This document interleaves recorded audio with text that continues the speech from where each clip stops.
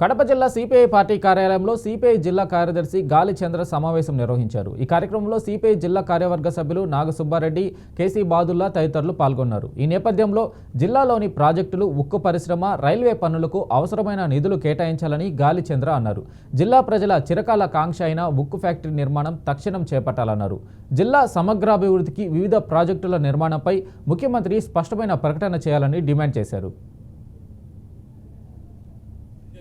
కడప జిల్లా మైదుకూరు పర్యటనకు వస్తున్నటువంటి రాష్ట్ర ముఖ్యమంత్రి శ్రీ నారా చంద్రబాబు నాయుడు గారికి భారత కమ్యూనిస్టు పార్టీ సిపిఐ బహిరంగ లేఖ రాస్తా ఉంది।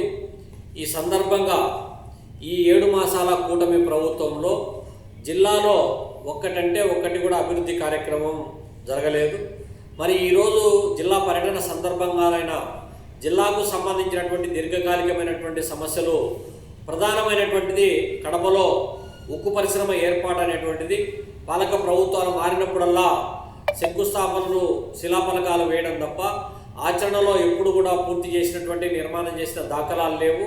చంద్రబాబు నాయుడు గారు కూడా గతంలో వేసినటువంటి శిలాఫలకం ఇప్పటికీ కూడా నిర్మాణంకు నోచుకున్నటువంటి పరిస్థితిని మనం చూస్తూ ఉన్నాం।